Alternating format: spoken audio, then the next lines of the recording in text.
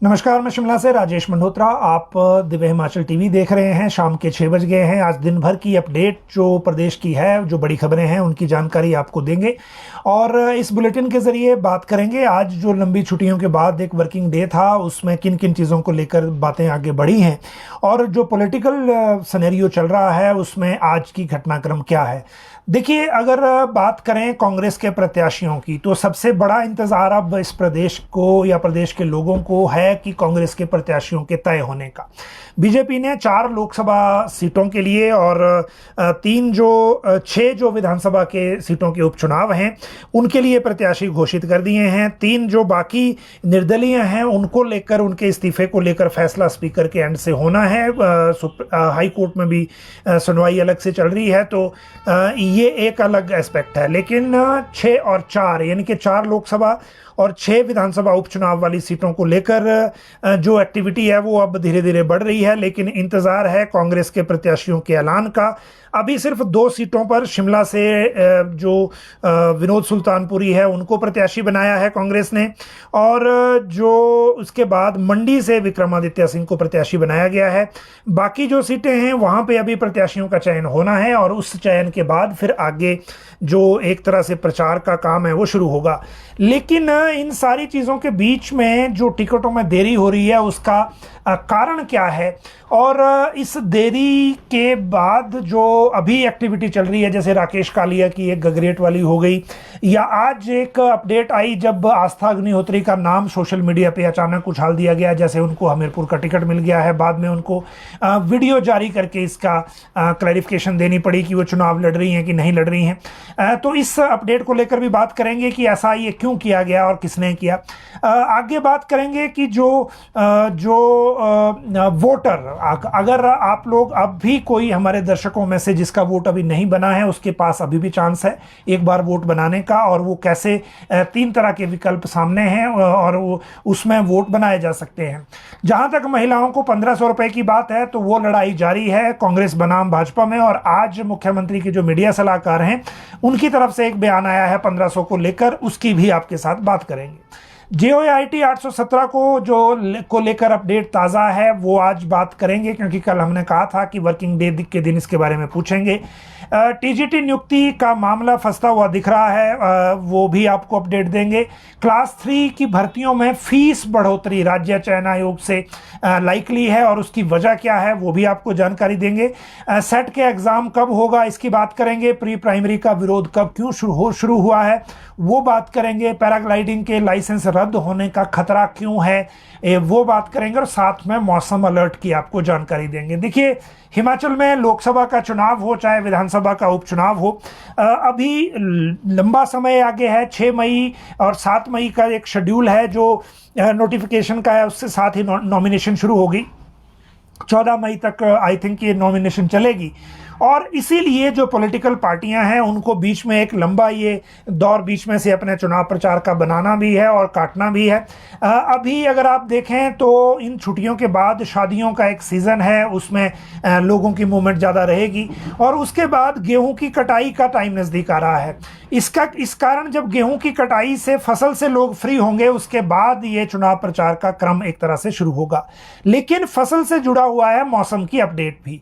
कल से लेकर पिछले कल से ही जो एक तरह से अलर्ट, आज के लिए कुछ क्षेत्रों के लिए ऑरेंज अलर्ट था। अभी बहुत सारे जो स्थान हैं वहां पर बारिश या कुछ तूफान या और तरह का सूचना नहीं मिली है, लेकिन ये संभावना अभी बनी हुई है अगले 2 दिन तक भी, और उसके बाद मौसम कैसा रहेगा उसके अनुसार आगे का फैसला होगा। लेकिन जहां तक फसल की कटाई की बात है, तो अभी भी 1-2 दिन इंतजार करने की जरूरत है ताकि कटी हुई फसल खराब ना हो, क्योंकि मौसम अभी खराब रहने वाला है। जहां तक बात पैराग्लाइडिंग के को लेकर लाइसेंस रद्द होने वाला जो एक इशू है, इसकी भी आपको जानकारी दे दें। दरअसल हुआ यह है कि जो कुछ क्षेत्रों में हाल ही में पैराग्लाइडिंग को लेकर इंसिडेंट हुए हैं, उसको देखते हुए टूरिज्म डिपार्टमेंट ने सख्त कदम उठाया है, गाइडलाइन नए सिरे से जारी की है इन सारी घटनाओं का संज्ञान लेते हुए, और उसमें नियमों को दरकिनार जो कर रहे हैं लोग, उनके लाइसेंस रद्द किए जाएंगे और जो शिकायतें मिल रही हैं उन पे भी कार्रवाई होगी। पैराग्लाइडर के लिए जो कोर्स है ट्रेनिंग वाला वो ज़रूरी होगा। अगर ट्रेनिंग के बगैर करेंगे तो फिर वो लाइसेंस रद्द कर दिया जाएगा। रजिस्ट्रेशन करवाना होगा। रजिस्टर्ड पैराग्लाइडर को 2 साल का कोर्स करना अनिवार्य होगा। पोंग डैम और मनाली के क्षेत्र में 150 पैराग्लाइडर रजिस्टर्ड हैं। ऐसे में बाकियों के लिए भी रजिस्ट्रेशन ज़रूरी होगा और बाकी जो चीज़ें हैं उसको लेकर DTDO के माध्यम से नए निर्देश जारी किए गए हैं। हाल ही में जो इंसिडेंट हुए हैं उनके बाद इस स्टेप को लेना पड़ा है। इसी कारण इस स्टेप को अभी टूरिज़्म डिपार्टमेंट को लेना पड़ा है।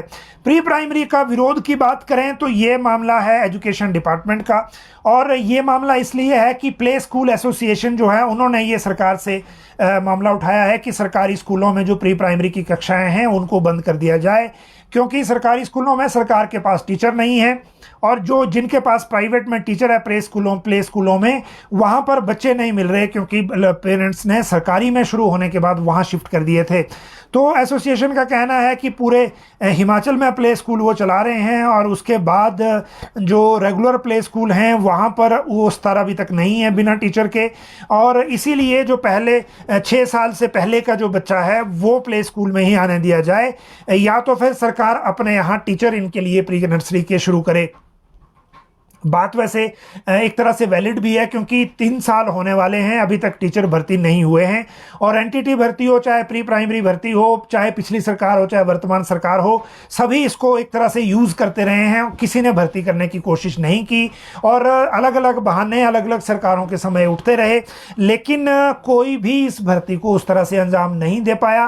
अनफॉर्चुनेट ये है कि भारत सरकार से समग्र शिक्षा में इसके लिए बजट उपलब्ध था और उस बजट के होने के बावजूद इस पैसे का इस्तेमाल नहीं हो पाया जहां प्रदेश के लोगों को रोजगार दिया जा सकता था।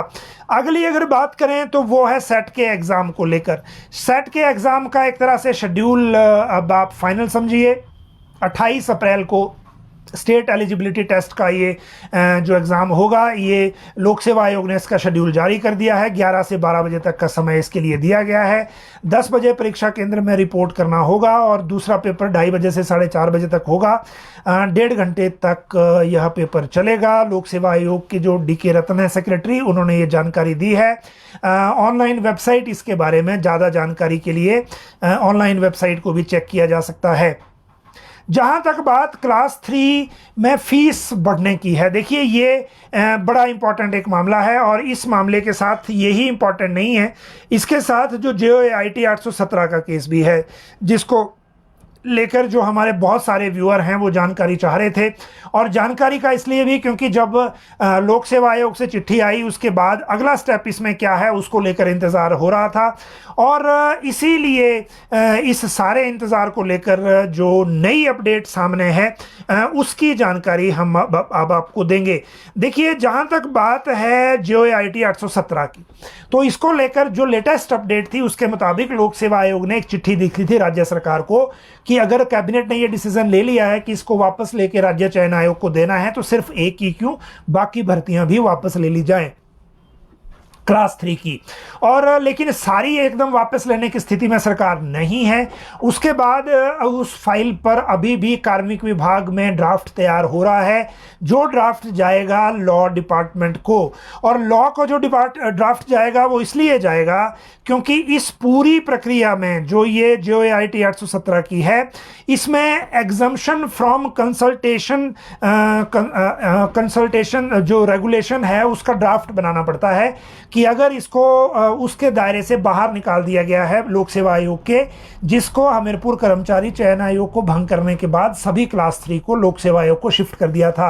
अब एक ड्राफ्ट बनता है एग्जम्पशन फ्रॉम कंसल्टेशन रेगुलेशन का, उस ड्राफ्ट को तैयार किया जा रहा है, वो लॉ में जाएगा, लॉ उसको वेट करेगा, वेट करने के बाद वापस करेगा और फिर राज्य चयन आयोग के कार्यक्षेत्र में ये पूरी तरह से भर्ती चली जाएगी। जहां तक राज्य चयन आयोग के 817 की डॉक्यूमेंटेशन को लेकर सवाल है, तो उसमें राज्य चयन आयोग ने एक सरकार को लेटर लिखा था कि डॉक्यूमेंटेशन के लिए संबंधित विभागों से हमें लोग दिए जाएं। तो वो एक मामला सरकार में पेंडिंग है। कार्मिक विभाग का कहना है कि राज्य चयन आयोग टाल मटोल कर रहा है, इस तरह की किसी कमेटी की जरूरत नहीं है। अब उनका गठन हो गया है, चेयरमैन परमानेंटली वहां लगा दिए गए हैं, रूल्स ऑफ बिजनेस बना दिए गए हैं। अगर उनको किसी विभाग से कर्मचारी चाहिए तो वो सू मोटो एक्शन उसके लिए कर सकते हैं, ऑर्डर निकाल सकते हैं और वो उनको करना है। दूसरा यह है कि राज्य चयन आयोग का कार्यक्षेत्र और कार्यप्रणाली क्या रहेगी, वो तय होगा कि भर्ती की एजेंसी आउटसोर्स की रहेगी या फिर राज्य चयन आयोग की अपनी मशीनरी एग्जाम लेगी। इसी के तय होने के बाद उनको सेक्शन दिए जाएंगे। जैसे राज्य चयन आयोग में एक एस्टेब्लिशमेंट ब्रांच बनेगी, एक अकाउंट्स एंड स्टोर की बनेगी, एक एग्जामिनेशन की बनेगी। लेकिन अगर उन्होंने आउटसोर्स ही करना हो पूरी तरह से तो फिर एग्जामिनेशन की ब्रांच नहीं होगी या कोई और बीच में एक ब्रांच नहीं होगी उसमें से। तो वो डिसीजन अभी होना है। 27 अप्रैल को टेंडर खुल सकते हैं और उसके बाद एजेंसी को लेकर फैसला होगा। तो ये एक 817 को लेकर अपडेट है।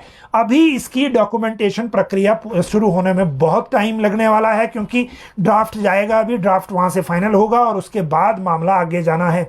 लेकिन दूसरी बात जो इंपॉर्टेंट है, राज्य चयन आयोग जब ये भर्तियां करना शुरू कर देगा तो वहां एक इंपॉर्टेंट चीज ये है कि अब जो एप्लीकेशन फीस है क्लास 3 की भर्तियों के आवेदन की, वो फीस 3 गुना तक बढ़ सकती है। ये एक अभी प्रैक्टिकल रिस्क है सामने।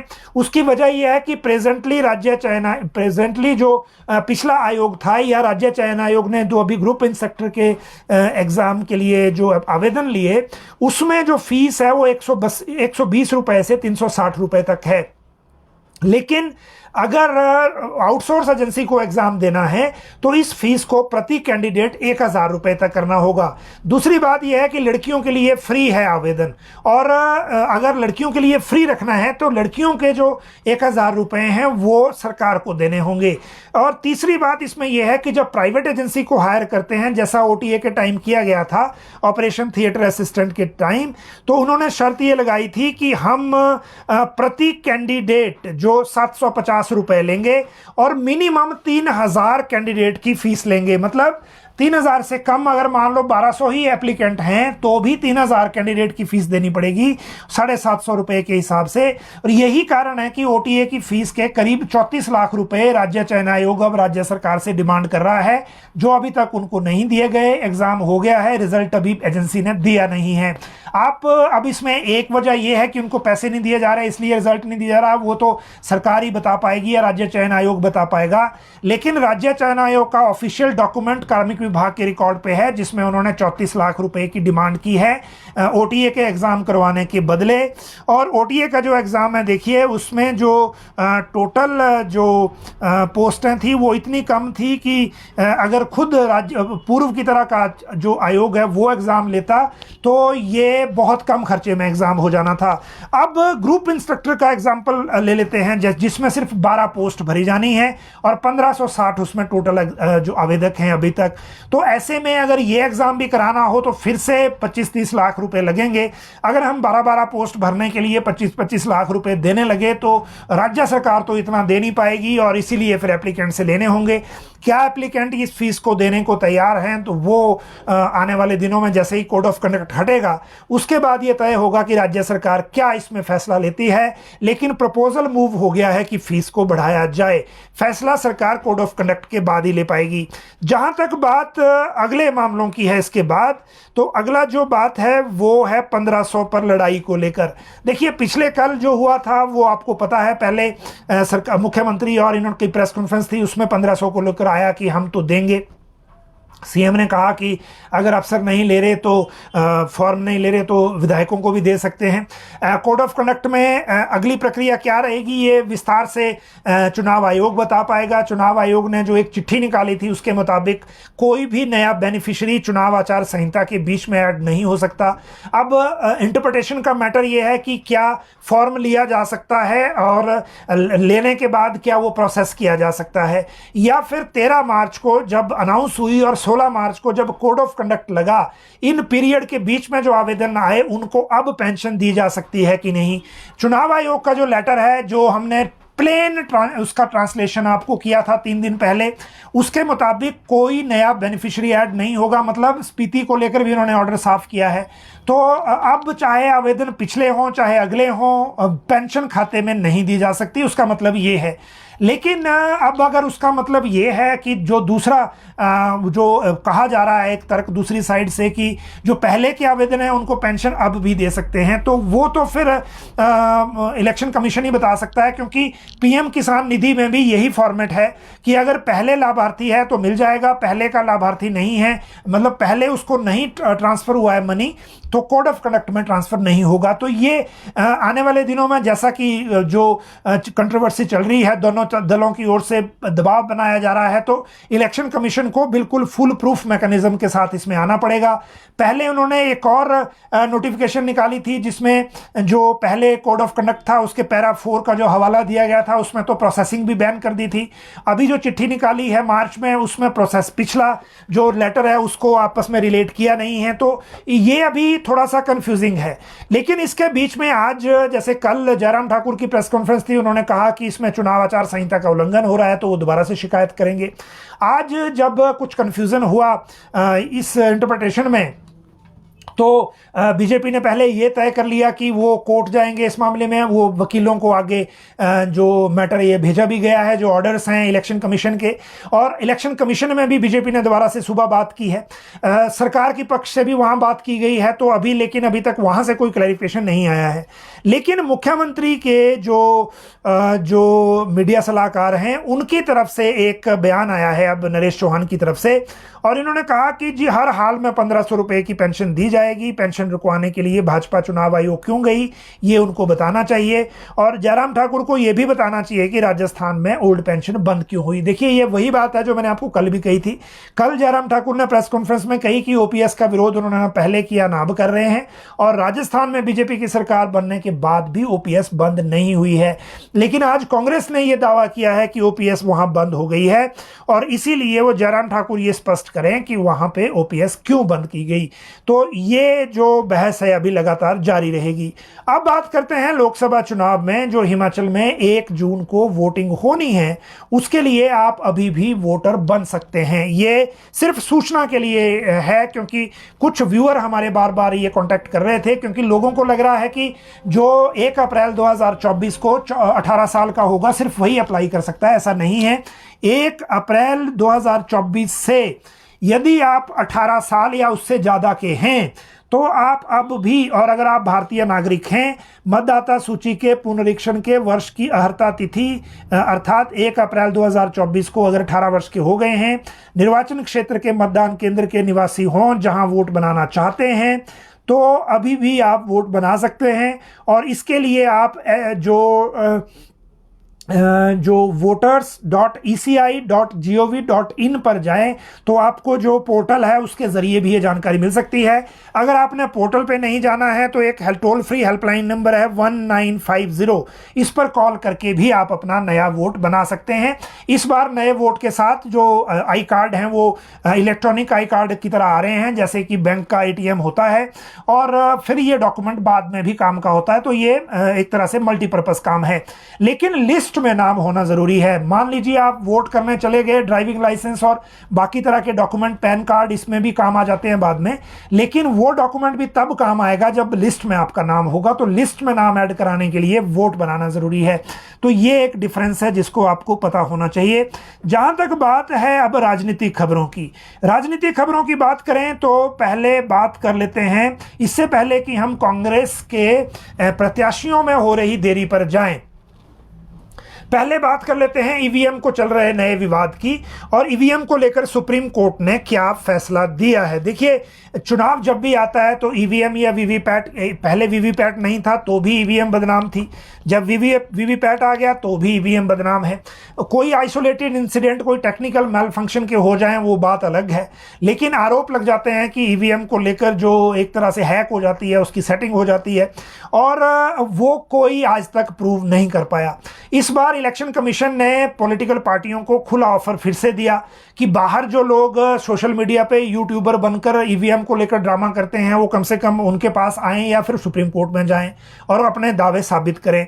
उसके सुप्रीम कोर्ट में कई तरह की पिटीशन इसके बारे में चलती रहती हैं।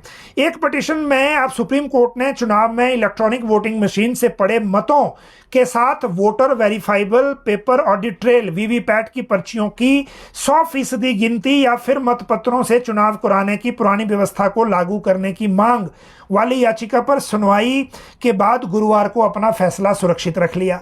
चुनाव की प्रक्रिया चल पड़ी है, चुनाव की प्रक्रिया ऑन गो है और ऐसे में पोस्टल बैलेट पे तो शायद अब विचार हो नहीं सकता, लेकिन जो 100% वीवीपैट की पर्चियां गिननी है, अभी तक व्यवस्था है सैंपलिंग की कि मान लीजिए रैंडम सैंपल से एक वीवीपैट चुनी जाती है और उसको जो ईवीएम में वोट पड़े होते हैं उससे मैच किया जाता है, फिगर टोटल मैच किया जाता है। पिटीशन ये है कि 100% मैचिंग कराया जाए या फिर पोस्टल बैलेट से किया जाए। पोस्टल बैलेट से तो अब पॉसिबल नहीं है क्योंकि 19 को यानी कि एक दिन के बाद जो वोटिंग है वो फर्स्ट फेज की हो जाएगी, तो वो तो पॉसिबल नहीं लगता। लेकिन ये जजमेंट जो है वो रिजर्व रख ली गई है गुरुवार को। न्यायमूर्ति संजीव खन्ना और न्यायमूर्ति दीपांकर दत्ता की पीठ में सभी दलीलें सुनने के बाद ये फैसला सुरक्षित रखा है। और इसमें क्या है कि जो चुनाव आयोग से ईवीएम और वीवीपैट की वर्तमान व्यवस्था में उम्मीदवारों के प्रतिनिधि के शामिल होने, छेड़छाड़ रोकने सहित तमाम चुनावी प्रक्रियाओं और कार्यप्रणाली से संबंधित आशंकाओं को दूर करने को लेकर इलेक्शन कमीशन को कहा है। ये याचिकाएं NGO association for democratic reforms और जो अन्य की ओर से दायर की गई थी, उसके बाद ये जजमेंट रिजर्व की गई है। अब जजमेंट रिजर्व हुई है, फैसला कब आता है उसके लिए इंतजार करना होगा। लेकिन ईवीएम का के ऊपर इस तरह का जो दोषारोपण है ये पहली बार नहीं है, ये प्रक्रिया लगातार चलती रहती है। जो पार्टी हार जाती है वो ईवीएम पर रोना शुरू करती है, अगली बार जब जीत जाती है तो फिर भूल जाती है इस बात को, तो ये प्रक्रिया चलती रहती है। अगली बात है कांग्रेस के टिकट क्यों फंसे हैं और देरी क्यों हो रही है। देखिए, पिछली बार जब सेंट्रल इलेक्शन कमेटी की दिल्ली में बैठक हुई जिसमें 2 संसदीय सीटों के टिकट तय हुए, मंडी और शिमला के, उसमें यह कहा गया फिर कि 19 को दूसरी बैठक होगी। मुख्यमंत्री ने और उप मुख्यमंत्री और प्रदेशाध्यक्ष जो हैं प्रतिभा सिंह, उन्होंने इस बैठक के लिए जाना भी था, लेकिन अब वो बैठक नहीं हो रही है। एक तरफ कांग्रेस के जो वर्कर हैं, कांग्रेस के जो फील्ड में पदाधिकारी हैं, उनको लग रहा है कि हम टाइम लूज कर रहे हैं, जल्दी प्रत्याशी घोषित हो जाए, और दूसरी तरफ जो डिसाइड करने वाले लोग हैं, जिसमें मुख्यमंत्री हैं चाहे बाकी लोग हैं, वो अभी थोड़ा सा समय इसलिए लेना चाहते हैं ताकि कैंडिडेट सिलेक्शन में कोई चूक ना हो जाए, सर्वे की रिपोर्ट परफेक्ट रहें और उसके बाद फिर सारी चीजें करें। हालांकि ज्यादा देर करने का नुकसान भी होता है, इसमें भी कोई शक नहीं है, क्योंकि संसदीय क्षेत्र एक बड़ा होता है और विधानसभा क्षेत्र में भी कई तरह की अंडरस्टैंडिंग अभी मतदाताओं के बीच में बनाना जरूरी है। कांग्रेस पार्टी को भी, पार्टी ने यह तय जरूर किया है कि हम बिकाऊ और टिकाऊ पर चुनाव लड़ेंगे, लेकिन कुछ सीटों पर, जिसमें सुजानपुर है, बड़सर है, कांग्रेस की रणनीति या लाहौल स्पीति है, कांग्रेस की रणनीति भाजपा के बागियों को लड़ाने की तरफ को भी घूम रही है। तो अगर आपने भी बीजेपी के ही बागी लड़ाने हैं, जैसे बीजेपी ने कांग्रेस के बागी लड़ाए, तो बिकाऊ वर्सेस टिकाऊ तो फिर बन नहीं पाएगा, क्योंकि आप भी बिकाऊ ही ला रहे हैं, वो भी मान लो बिकाऊ, क्योंकि आपके अनुसार वो तो बिकाऊ हो गए, तो जिनको आप ला रहे हैं वो फिर टिकाऊ कैसे हुए। तो ये कंट्राडिक्शन एक तरह से चलेगी। इसीलिए क्योंकि मल्टी जो फोर्सेस हैं वो अपने अपने हिसाब से चीजों को देख रही हैं अभी, तो इसमें टाइम लगने वाला है। और टाइम कब लगेगा, 24 तक होगा, 25 को होगा या इसके बाद होगा, अभी भी ये कहा जा रहा है कि 2 संसदीय सीटें जो हैं, चाहे वो अभी सीट हमीरपुर की हो चाहे कांगड़ा की हो, पहले उन पे फैसला होगा, फिर विधानसभा वाली में होगा। अगर हम विधानसभा की बात करें तो कुटलैहड़ में विवेक शर्मा को एक तरह से स्टेज से मुख्यमंत्री अनाउंस ही कर गए थे जब दिल्ली गए थे, उन्होंने चुनाव प्रचार शुरू भी कर दिया है, तो उनका तो टाइम ज्यादा लूज नहीं होगा। लेकिन गगरेट में जहां जो अभी प्रत्याशी हैं चैतन्य शर्मा, उनके खिलाफ आपने उतारना है, वो अभी तय नहीं हुआ। बीच में राकेश कालिया ने कांग्रेस ज्वाइन कर ली। पर्दे के पीछे की खबर यह है कि जब ऑब्जर्वर वहां उद्योग मंत्री हर्षवर्धन सिंह चौहान गए थे, जहां उस बैठक में नारे लगे थे, उन नारों में हर्षवर्धन सिंह के चौहान के साथ जो ज्वालामुखी के विधायक संजय रतन थे, उन्होंने लोगों को चुप करवाया था। ऑब्जर्वर्स ने रिपोर्ट दी, उसके बाद ये हुआ कि राकेश कालिया कांग्रेस में शामिल हुए, राजीव शुक्ला ने उनको कांग्रेस में शामिल करवाया और और अब ऐसा लग रहा है कि कांग्रेस वहां गगरेट में राकेश कालिया पर दांव खेल सकती है। वजह यह है कि उनके पास पहले से क्योंकि अनुभव है उस सीट पे चुनाव लड़ने का। दूसरी बात यह है कि इस चुनाव में आर्थिक संसाधन एक बहुत बड़ा फैक्टर भी रहने वाला है। तो इन सारी चीजों को अगर देखें तो चैतन्य शर्मा का मुकाबला राकेश कालिया प्रेजेंट सिनेरियो में कर सकते हैं, ऐसा कुछ लोगों को लग रहा है कांग्रेस पार्टी के अंदर ही। ऑब्जर्वर की जो रिपोर्ट थी वो भी लगभग इसी पक्ष में थी, उसी के बाद ये एंट्री हुई है। जहां तक बाकी मामलों की बात है, चाहे वो सुजानपुर है, कांग्रेस के पास पुराने चेहरे वहां पे हैं, कुछ नए भी हैं। उसी तरह से बड़सर की बात है, बड़सर में और सुजानपुर में ऐसा लग रहा है कि जो भाजपा के बागी हैं उनकी तरफ भी कुछ सुई घूम रही है। लेकिन कितना हो पाएगा, जैसा कि किन्नौर में हुआ कि जब वहां डॉक्टर रामलाल मार्कंडे ने अभी भी अपने पत्ते नहीं खोले हैं, वो कांग्रेस के फैसले का इंतजार कर रहे हैं। बीजेपी से उनको टिकट अब मिल नहीं सकता। हैरानी की बात इसमें यह है कि रवि ठाकुर भी लाहौल स्पीति में अभी नहीं दिख रहे, वो भी पिछले बहुत सारा वक्त मनाली तक ही सीमित रहे। तो लाहौल स्पीति का फिर क्या होगा? क्या वो भी टिकट का इंतजार कर रहे हैं या मार्कंडे या फिर कांग्रेस का टिकट फाइनल होने के बाद ही जाएंगे? इन सारी चीजों को लेकर अभी बहुत सारी चीजें क्लियर होना बाकी हैं और इसीलिए जो जितना टिकट में देरी होगी उतना जो चीजें हैं वो आगे उलझेंगी। इसी सारी उलझन के बीच में आज ये हुआ एक नई घटना कि सोशल मीडिया पर हमीरपुर संसदीय सीट से अनुराग ठाकुर के खिलाफ आस्था अग्निहोत्री का नाम उछल गया। इसको जो सोशल मीडिया पे उछालने वाले लोग थे वो भी कांग्रेस से ही जुड़े हुए हैं और ऐसा नहीं है कि दूसरी पार्टी से या फिर किसी और मकसद से ये बातें आगे उठाई गई हों। आस्था का नाम इससे पहले भी उठा था जब बीच में चुनाव हुआ था, जब इवन सिमी अग्निहोत्री की जो निधन है वो भी नहीं हुआ था, तब भी दिल्ली की एक बैठक में उनका नाम उठा था, लेकिन तब भी इनकार था। बाद में जब डेथ हो गई उसके बाद तो परिवार के पास उस तरह की स्थिति बची ही नहीं।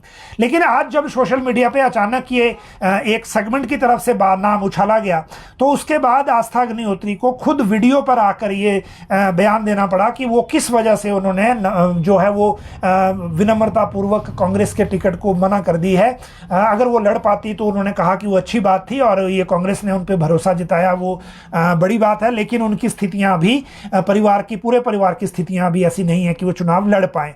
तो ये बीच में ये चीजें भी चल रही हैं। जब तक जो फैसला नहीं हो जाता, जब तक पूरी तरह से निर्णय नहीं हो जाता, तब तक इन सारी चीजों को लेकर बातें इसी तरह से होती रहेंगी। और इसीलिए प्रदेश के लोगों को सभी को इंतजार ये है कि पहले टिकट तय हो जाएं और उसके बाद जो है आगे चुनाव गतिविधियां बढ़ें। दूसरी तरफ बीजेपी ने फील्ड में पूरी ताकत झोंक दी है। डॉक्टर बिंदल किन्नौर जिला में हैं, जयराम ठाकुर आज वापस मंडी पहुंचे थे। उसके बाद बाकी जगह के दौरे पे कंगना रनौत खुद ट्राइबल के दौरे पे हैं। तो ये लगातार अनुराग ठाकुर हैं, वहाँ राजीव भारद्वाज हैं, सुरेश कश्यप जुब्बल कोटखाई के दौरे पे आने वाले हैं। तो ये लगातार दौरों पे हैं। जबकि कांग्रेस में विक्रमादित्य सिंह आनी के बाद वो अपने चुनाव संसदीय क्षेत्र के दौरे पर हैं और मुझे लगता है विनोद सुल्तानपुरी का भी कोई ऐसा जो फील्ड का कोई दौरे की रिपोर्ट नहीं आई, लेकिन उनका टिकट हो गया है तो वो भी अब ऑब्वियसली मतदान के प्रचार में होंगे। लेकिन बाकी जो टिकट हैं उनके जो टिकट तय होने का इंतजार है। आप लोगों की अगर कोई क्वेरी हो तो इसी कमेंट बॉक्स में जरूर डालें, क्योंकि आगे अब छुट्टियां कम हैं, पहले की तरह ज़्यादा छुट्टियां नहीं हैं। तो हम जो फीडबैक जो क्वेरीज हैं आपकी उनको सॉल्व करने की कोशिश भी करेंगे। आप सब लोग लाइव जुड़े, बहुत बहुत शुक्रिया।